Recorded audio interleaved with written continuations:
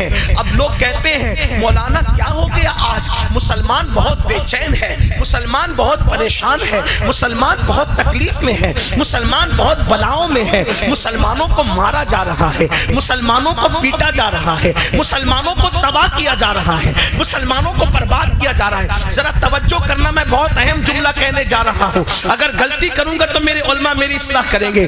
آپ کیا کہہ رہے ہیں؟ مسلمانوں کو تباہ کیا جا رہا ہے، مسلمانوں کو برباد کیا جا رہا ہے۔ میں کہتا ہوں تلوار کسی کی بھی نظر آ رہی ہے، وہ اس کی تلوار نہیں ہے، اصل میں مار تم پر امام حسین کی ہے۔ تلوار کسی کی بھی نظر آ رہی ہے لیکن مار امام حسین کی ہے۔ کیوں؟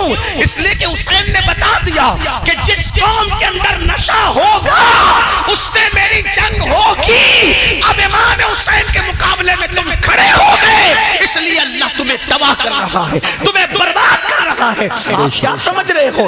امام علی مقام کوئی چھوٹی موٹی ہستی نہیں۔ اللہ اکبر، مجھے بتاؤ مسلمانوں کے محلے میں جتنی نشے کی چیزیں بکتی ہے کیا اوروں کے محلے میں بکتی ہے؟ جتنا نشہ مسلمانوں کے علاقوں میں کیا جاتا ہے کیا اوروں کے علاقوں میں کیا جاتا ہے؟ آپ سے پوچھنا چاہتا ہوں، اس قدر نشے میں ڈوبنے والی قوم 15ویں صدی کے اندر اگر کوئی ہے وہ قوم مسلم ہے۔ اللہ اکبر، 16 سال کے 17 سال کے لڑکے اور لڑکیاں باضابطہ طور پر نشے کی طرف جا رہے ہیں، کالج چھوڑ کر، یونیورسٹی چھوڑ کر، تعلیم چھوڑ کر نشے کی طرف۔ کس مسلمان کو نہیں پتا اللہ کے رسول مصطفیٰ کریم رؤوف الرحیم صلی اللہ علیہ وسلم نے فرمایا جس نے نشہ کیا اس نے محمد پر نازل ہونے والی کتاب کا گویا کہ انکار کیا۔ اللہ اکبر، اللہ اٹھا کر حدیث رسول دیکھو، اللہ کے رسول علیہ السلام فرماتے ہیں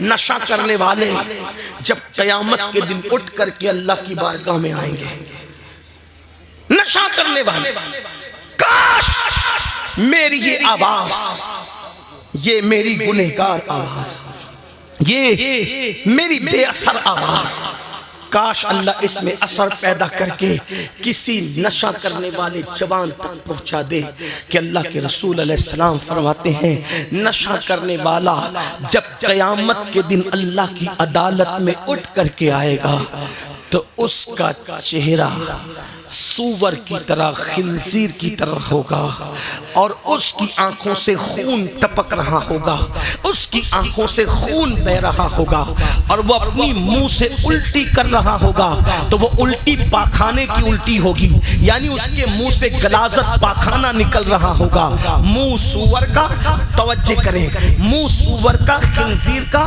آنکھوں سے خون اور منہ سے پاخانہ، اور پورے بدن پر سانپ اور بچھو چپکے ہوئے ہوں گے، اور جن آلات کے ساتھ وہ نشہ کرتا تھا وہ آلات اس کے ہاتھ میں ہوں گے، اور آس پاس فرشتے ہوں گے جو اس پر لعنت کر رہے ہوں گے، اس پر لعنت برسا رہے ہوں گے۔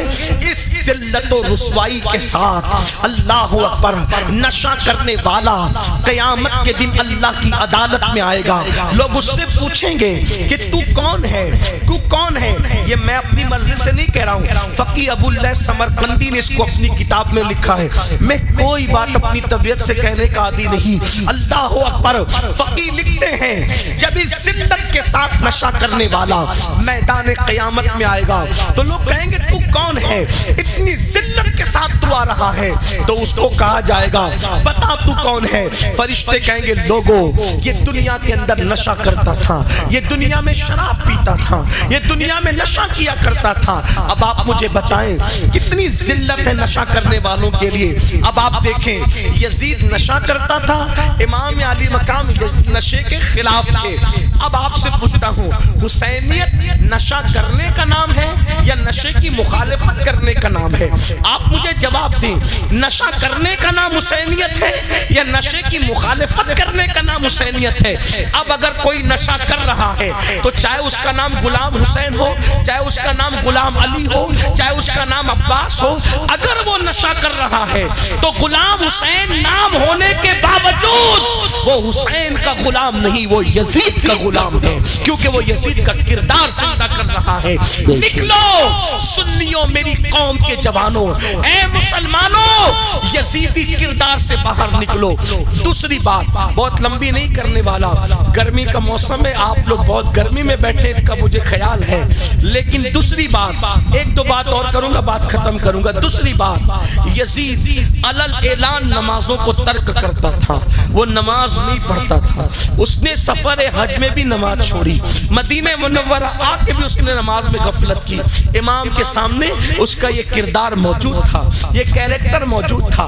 آپ سے پوچھنا چاہتا ہوں، لوگ اس پر ہنستے ہیں، ہم لوگ کا مذاق اڑاتے ہیں، ابھی تک یہ لوگ نماز روزے میں ہی ڈوبے ہوئے، ابھی تک یہ لوگ نماز روزے کی بات کریں، دنیا کہاں پہنچ گئی، یہ ابھی تک نماز روزے کی بات کرتے ہیں۔ میں نے کہا دنیا کہیں بھی پہنچے، ہماری نماز، توجہ کرنا، ہماری نماز ہمیں وہاں تک لے جاتی ہے چاند پر جانے والے جہاں کا تصور نہیں کر سکتے، کیونکہ میرے نبی نے فرمایا جو بندہ نماز میں سجدے میں ہوتا ہے تو اللہ اور بندے کے درمیان سارے پردے اٹھا دیے جاتے ہیں، تو گویا کہ سجدہ کرنے والا ڈائریکٹ خدا کی بارگاہ میں پہنچ جاتا ہے۔ بلکہ ایک حدیث پاک ہے، حدیث پاک ہے کہ جب تم سجدہ کرتے ہو تو تمہارا سر خدا کے قدموں میں ہوتا ہے۔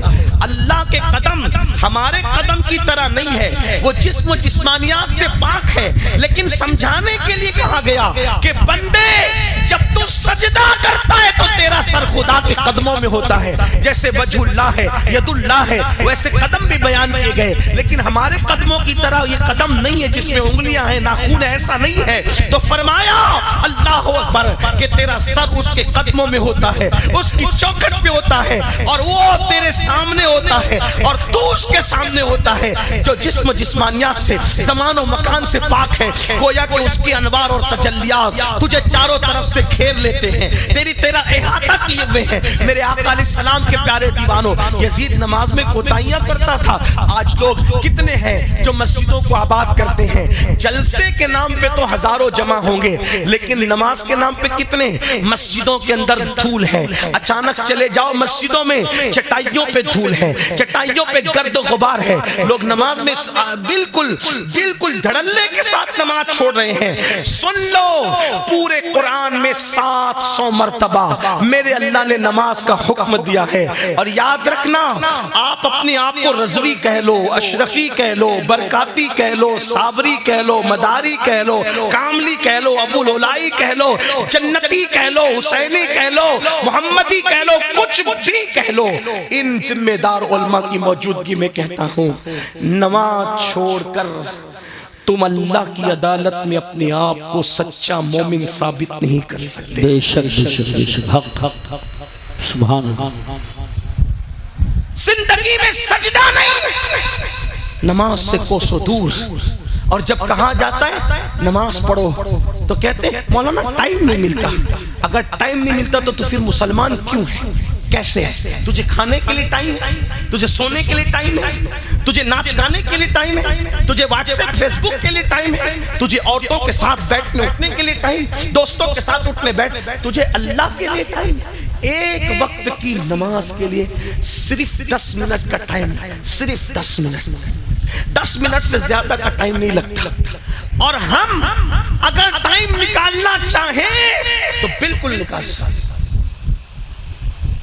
اس لیے کہ ٹائم کسی کو نہیں ملتا، نکالنا پڑتا ہے۔ آپ جلسے میں ٹائم نکال کر آئے تو پہنچے، اگر تھوڑی سستی کرتے تو اپنی آتے۔ بے شمار لوگ ہیں جو آنا چاہتے تھے، سستی کی، نہیں آئے، بستر پہ لیٹے لیٹے سو گئے، بیٹھے رہ گئے باتیں کرتے ہوئے، نہیں آئے۔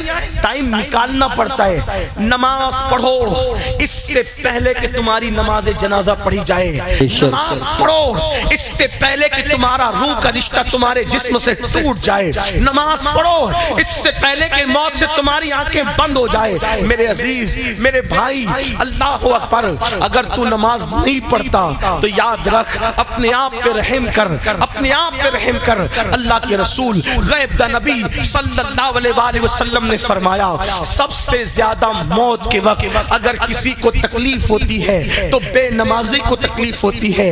قیامت کے دن سب سے زیادہ عذاب اگر کسی کو ہوگا تو بے نمازی کو ہوگا۔